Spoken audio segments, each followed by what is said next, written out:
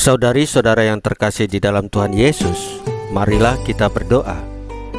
Dalam nama Bapa dan Putra dan Roh Kudus. Amin.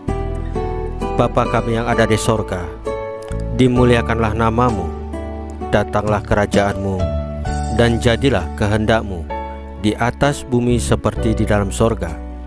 Berilah kami rezeki pada hari ini, dan ampunilah kesalahan kami, seperti kami pun mengampuni yang bersalah kepada kami. Dan janganlah masukkan kami ke dalam pencobaan, tetapi bebaskanlah kami dari yang jahat. Ya Roh Kudus, hadirlah saat ini untuk memimpin dan membimbing kami dalam membaca firman Tuhan Yesus dan merenungkannya, sehingga kami dapat mengerti maknanya dan dapat kami laksanakan dalam hidup kami sehari-hari di tengah masyarakat kami. Pembacaan Injil Lukas pasal 12 ayat 8 sampai dengan ayat 12. Mewartakan Yesus dengan berani dan bijak. Sekali peristiwa, Yesus bersabda kepada murid-muridnya, "Aku berkata kepadamu, setiap orang yang mengakui aku di depan manusia, Anak Manusia juga akan mengakui dia di depan malaikat-malaikat Allah. Tetapi barang siapa menyangkal aku di depan manusia, ia akan disangkal di depan malaikat-malaikat Allah. Setiap orang yang mengatakan sesuatu melawan Anak Manusia, ia akan diampuni. Tetapi barang siapa menghujat Roh Kudus, ia tidak akan diampuni. Apabila orang menghadapkan kamu kepada majelis-majelis atau kepada pemerintah-pemerintah dan penguasa-penguasa, janganlah kamu khawatir bagaimana dan apa yang harus kamu katakan untuk membela dirimu.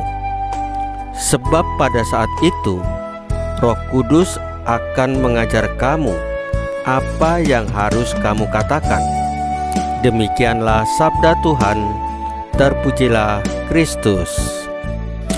Saudari-saudara yang terkasih di dalam Tuhan Yesus, Yesus Kristus adalah kepala gereja, dan gereja adalah tubuhnya. Ini meyakinkan kita bahwa meskipun Yesus Kristus telah diangkat dan dimuliakan di dalam surga, Yesus tetap hadir di dunia dalam gerejanya.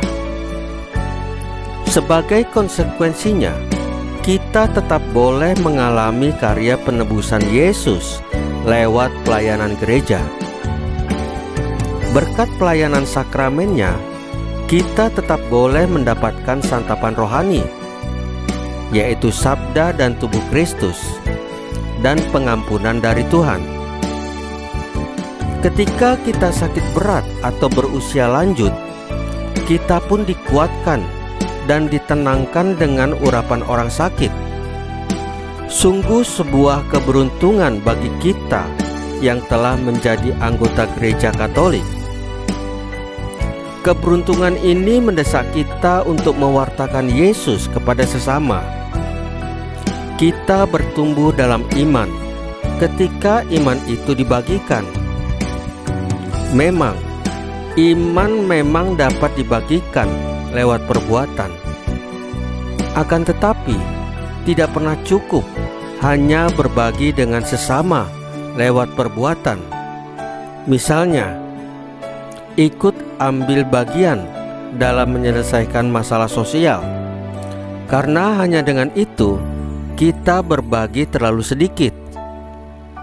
Kita perlu juga membagikan rahmat sakramen yang berlimpah itu. Rahmat sakramen itu bukan hanya untuk kita saja, tetapi untuk semua orang. Kita tidak perlu malu atau takut menawarkannya kepada sesama.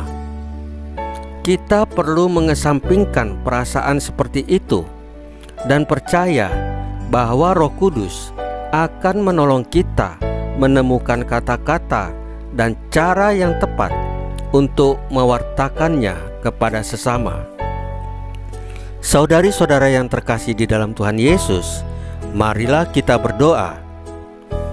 Ya Roh Kudus, mampukanlah kami untuk mewartakan Kristus dengan berani dan bijak dimanapun kami berada. Salam Maria, penuh rahmat, Tuhan sertamu. Terpujilah engkau di antara wanita, dan terpujilah buah tubuhmu Yesus. Santa Maria Bunda Allah, doakanlah kami yang berdosa ini, sekarang dan waktu kami mati.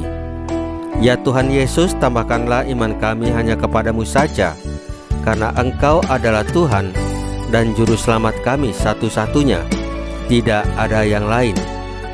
Dalam nama Bapa dan Putra dan Roh Kudus. Amin.